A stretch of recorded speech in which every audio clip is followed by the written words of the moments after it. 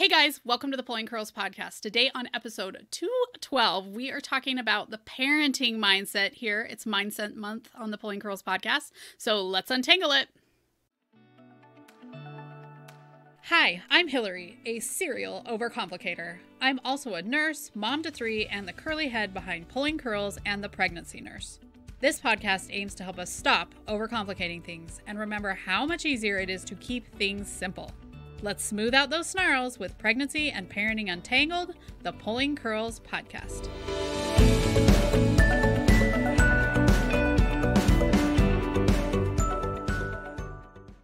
This episode of the Pulling Curls podcast is sponsored by Practical Parenting. Did you guys know that I have a totally free parenting guide?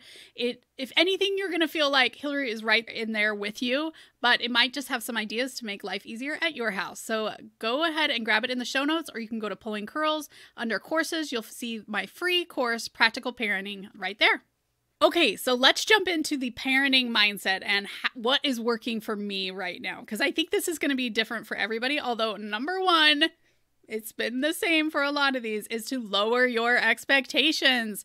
If I had to go back to Hillary at beginning of parenting, I would have lowered my expectations all along. Now, having high expectations helped my kids in a variety of ways, but I think it made parenting worse for me, and it's still making it worse for me. So lowering your expectations is always a good thing. Not having big plans for you or your kids really in any way. Now you're going to have goals, you're going to have ideals, but you can't plan on the ideals being what ends up happening. That's my advice for you. I was just listening to the episode that we recorded with Dr. Schmid about having an induction. I think it's like 206. But we talk about how you can have a birth plan, and that is often awesome. And you should have a plan for the day, but you have to plan on it not really working out like you think it will. Or it could be better.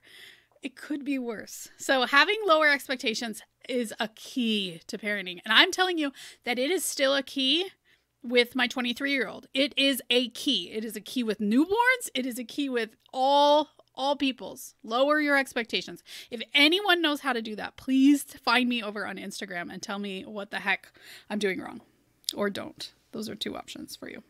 Okay, the next parenting mindset is to just revel in the positive experiences. I remember I had two little boys who were just beating the tar out of each other. And the bookmobile was coming, and I got us in the wagon, and we walked down to where the bookmobile was. And it was a great experience. And I remember walking back. They were all in the wagon reading their books. Amazing. I cannot tell you how much I love coming back from the library, because kids are quiet and they're reading, and nothing feels better as a parent. But they were in the wagon, and I just thought, this is amazing. That moment was like I had imagined parenting would be all of my life. That 3 minute of me. I mean, the wagon was also kind of heavy, and I don't know that I would have thought that back in my earlier life, but that one moment, I was like, this is what I always thought it would be. So, how do you take that? You just have to savor that moment, in my mind. And I honestly still savor that moment now, because those boys still don't honestly always get along that well. And so take those moments, write them down, honestly. Write down the parenting wins, write them in your journal, make a notes app so that when things are rough, you can go back to it and be like, no, I have totally succeeded for 6 minutes this month. And if you have, I'm right there with you. I get it. Okay, the last one is that you are not your kids. And this is hard, because essentially, when your kids are little, you are your kids. There is very little time for anything else. You are on call 24 hours a day. Even if I worked, I was still thinking, how are the kids? There was a part of my mind who was constantly with my kids, no matter what was going on. And that slowly starts to fade away. You're not constantly. There are times, though, that I swear they have a problem, and immediately they're like, Mom! And they expect you to just jump to it. That drives me insane. But it's just part of it. I'm probably like that with my parents. But the harder you can realize that you are not your kids, the better it's going to work out for you. Keep having those hobbies. However you can get them in, even if it is just watching them on YouTube. Let's say you love pottery. You can't make it to a pottery class because you have little people. It's too expensive, yada, yada. You watch it on YouTube and you're like, you know what? Someday That's going to come back to me because I am here to tell you now that I have one in college, one out of college, adulting on his own, one in high school. You're going to have time, that you will be able to make time for those things later on, and you're going to want them. So it has been 23 years since Hillary had her first baby, though. So it was a long time. And I probably lost myself thinking, these are the things that I'm working on, but I wish that I would have kept a little bit more of myself when they were little, or at least just held on to it. Because now I get to this point and I'm like, I don't even know what hobbies I have or want. I don't know who I am, those kind of things. So I think always keep yourself separate from your kids. And I've been so impressed by people who are able to do that even when kids are little.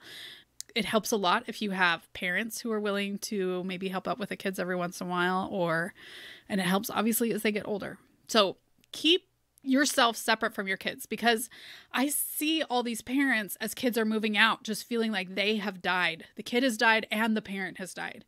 And that's not doing your kid any favor, because part of you should be like, yes, they are gone. I cannot wait to go to pottery class more, right? This is the time that I get to be me. And this may be more because I had my kids young.